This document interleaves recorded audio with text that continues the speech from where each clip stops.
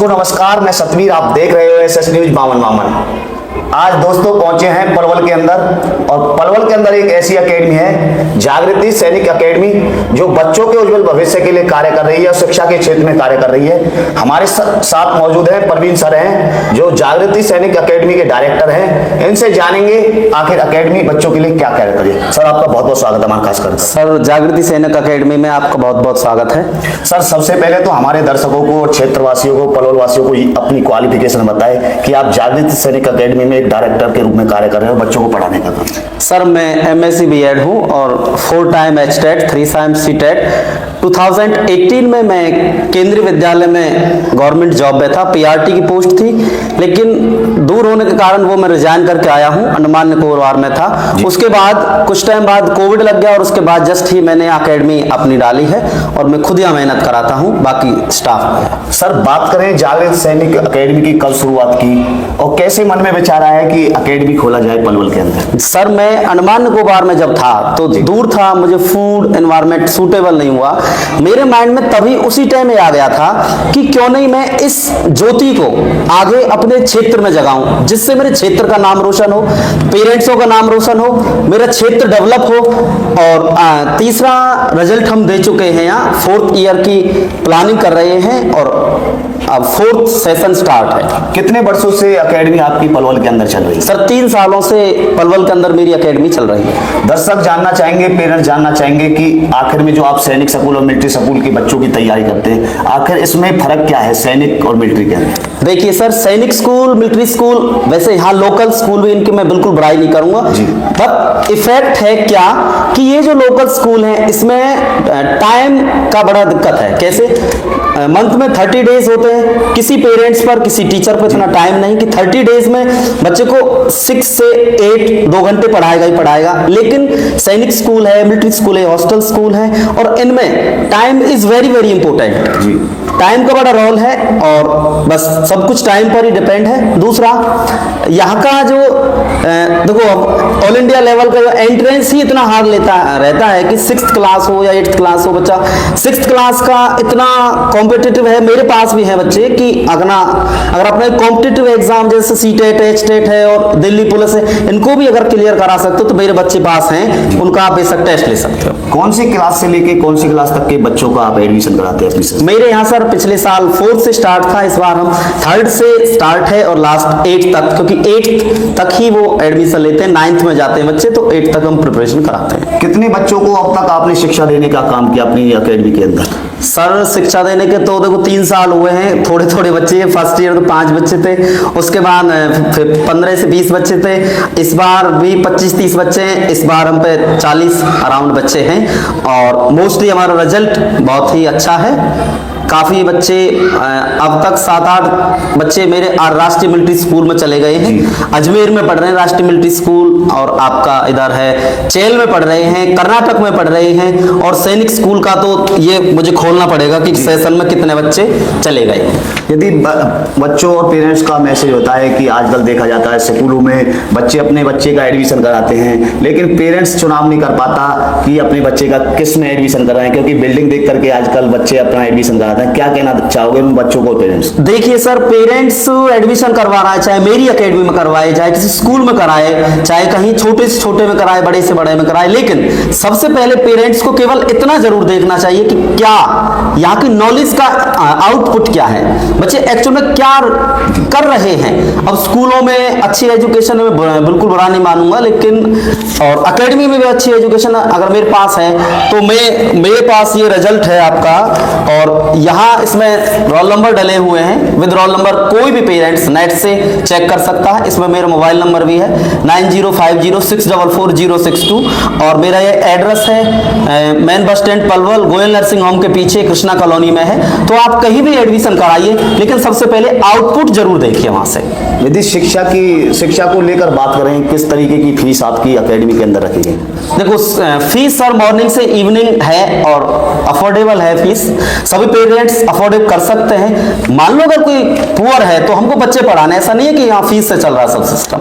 आइए एक बार हमको बताइए कि सर हम अफोर्ड नहीं कर सकते हैं, और उनके लिए हमने जो बच्चे या जो पेरेंट्स अफोर्ड नहीं कर सकते हैं 2 मार्च जो नेक्स्ट मंथ है 2 मार्च 2025 को स्कॉलरशिप टेस्ट रखा है। स्कॉलरशिप टेस्ट दो, और हम अगर कोई ब्रिलियंट बच्चा पुअर कंडीशन से आता है तो हम उसको जितना पॉसिबल होगा, बिल्कुल तो फ्री नहीं, लेकिन जितना पॉसिबल होगा, जितना वो पे कर सकते हैं उतनी फीस में उसको पढ़ाएंगे। देखिए, हर बच्चे का सपना होता है कि मैं आगे बढ़ूं जी। ऐसे भी जिले के अंदर और क्षेत्र के अंदर बच्चे हैं जिनके माँ बाप नहीं है, आपकी एकेडमी के अंदर ऐसे बच्चों को कोई सुविधा दी जाए? जी सर, देखो मेरी एकेडमी के अंदर 3 बच्चे अब तक जा चुके हैं और 2 बच्चे तो नवोदय में पढ़ रहे हैं। मैंने एक तो बेचारा पुअर कंडीशन में था, लेकिन उसके फादर भी थे। मैंने उनसे कभी ये नहीं कहा कि मुझे इतनी फीस चाहिए, मैंने स्टार्टिंग में बोला जितनी आप दे सकते हो, और उन्होंने पूरे साल मुझे 10,000 रुपए दिए थे और उनका बच्चा नवोदय में पढ़ रहा है। मैं बहुत खुश हूं कि मेरी वजह से, इन हाथों से थोड़ी सी भलाई हुई और उस बच्चे का आगे जीवन बना सके। दूसरा आप बोल रहे हो कि सर कि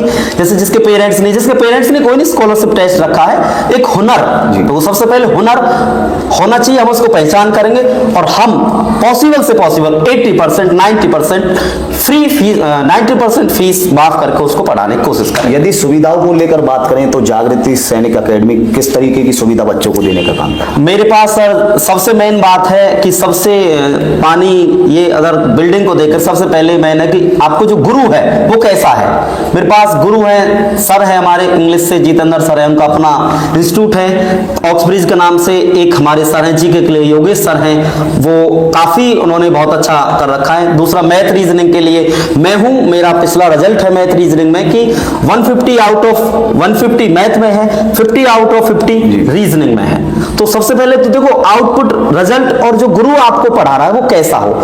दूसरा बच्चों का रहने का स्थान कैसा हो, कि धूप तो नहीं है, सर्दियों में सर्दी तो दिक्कत नहीं है, पानी है, ये सब चीजें हैं। तो हमने एसी है, एसी लगवा रखा है टाइम टू टाइम जैसे, और नीचे भी बेंच है। तो ये बेसिक नीड है, वो होनी चाहिए। ऐसा नहीं है कि पढ़ाई ना हो बाकी सुविधा ज्यादा हो, उससे नहीं पॉसिबल हो। रहने की सुविधा भी आपकी एकेडमी के अंदर? जी सर, मेरे एकेडमी के अंदर हॉस्टल है, हॉस्टल फैसिलिटी है, और हॉस्टल फैसिलिटी में कूलर गर्मियों के लिए हमने लगा रखे हैं। और बाकी भगवान की इच्छा रही, आपके आशीर्वाद से इस साल हम हॉस्टल फैसिलिटी में एसी प्रोवाइड कराने के पूरे चांस में। देखिए, आजकल जो बच्चे स्कूलों के अंदर पढ़ रहे हैं, शिक्षक संस्थानों के अंदर पढ़ रहे हैं, कॉलेजों के अंदर पढ़ रहे हैं, इतनी स्थिति खराब है बच्चों की, बच्चों को ये नहीं पता होता कि हरियाणा का मुख्यमंत्री कौन है जी, अपने जिले का डीसी कौन है। क्या कहना चाहोगे बच्चों, पेरेंट्स और स्कूल वालों? देखो सर, मैं स्कूल वालों की बिल्कुल बुराई नहीं करूंगा, बहुत अच्छा पढ़ा रहे हैं। और देखो किसी की मेरा ये रहा है, जीके को भूलते जा रहे हैं बच्चे। जी हाँ, थोड़ा जीके का स्कूलों में तो सब्जेक्ट थोड़ा हो जाए तो पॉसिबल है, लेकिन मैं बिल्कुल नहीं कहूंगा, वो बहुत अच्छी मेहनत करवा रहे हैं। लेकिन मैं ये चाहता हूं कि मैंने पहले केवीएस में था, मैंने सोचा था कि देखो मैं यहाँ जॉब कर सकता, आज मेरी 90,000 सैलरी होती, आराम से मजे में रहता। लेकिन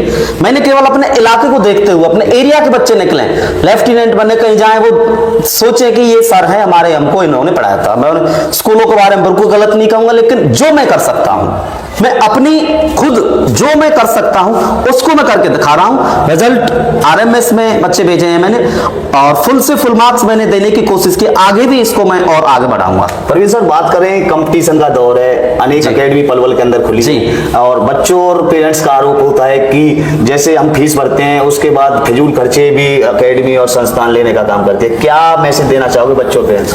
देखिए सर, मेरा तो बिल्कुल फिजूल खर्ची नहीं है, और मैं ये संदेश देना चाहता हूं, देखो मेरा अलग एकेडमी का अपना उनका सेटअप है, किस तरीके से कर रहे हैं। मेरा एकेडमी का एक, देखो मेरा स्टडी मटेरियल बड़ा खर्चा है। क्यों?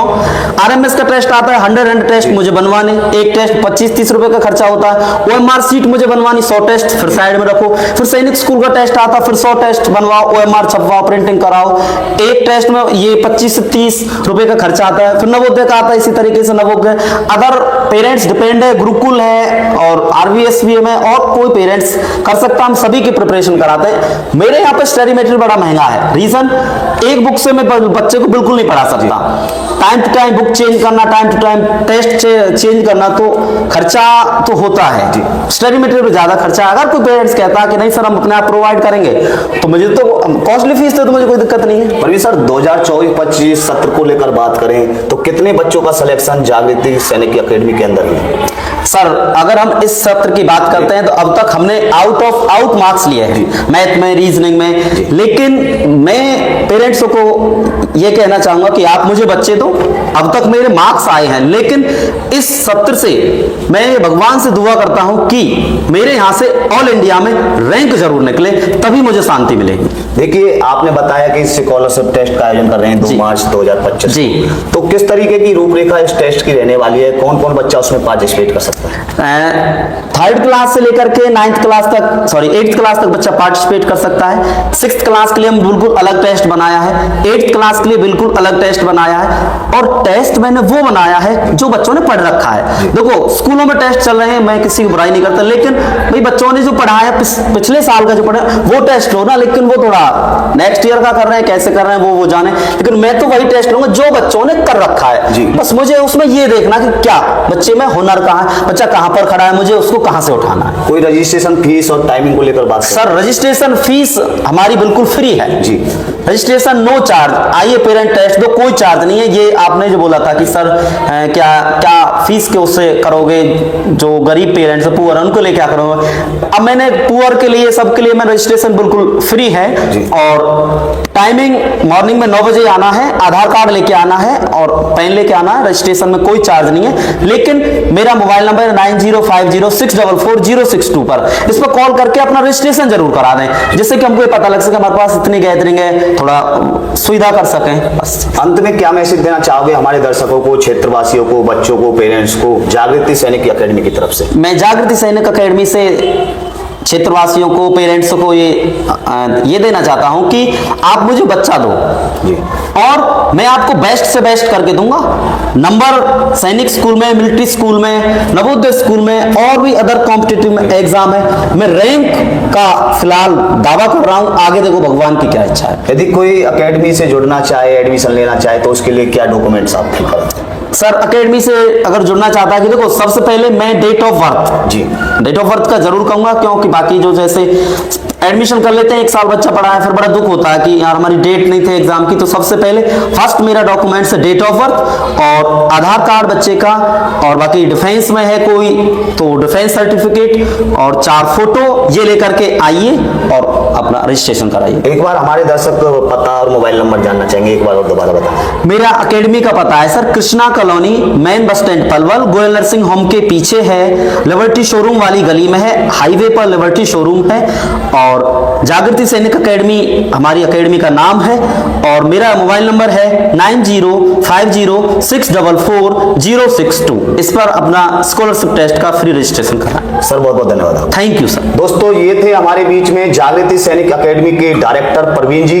इन्होंने हमें तमाम बातें बताई और उन्होंने स्पष्ट तौर पर बताया कि 2 मार्च 2025 को इनकी अकेडमी के द्वारा एक स्कॉलरशिप टेस्ट का आयोजन किया जा रहा है। यदि टाइमिंग को लेकर बात करें तो 9 बजे इस अकेडमी के अंदर आए, आपको डिस्प्ले पर इनका नंबर मिल जाएगा। अधिक जानकारी के लिए आप संपर्क कर सकते हैं, और इन्होंने मिलिट्री और सैनिक स्कूल के बारे में अधिक जानकारी हमको दी। आगे ऐसी तमाम खबरों के साथ बने रहे एसएस न्यूज बावन के साथ। जी सर, सॉरी, वो मेरा एक यूट्यूब चैनल भी है, जैसे आपने फीस का बताया था कि मेरे यूट्यूब जागृति सैनिक अकेडमी के नाम से यूट्यूब चैनल है, तो बच्चा वहां से भी कर सकता है। मैंने मैथ के कुछ कंटेंट डाला हुआ, अब हम काम कर रहे हैं कि जीके, इंग्लिश सब कुछ डाला जाए।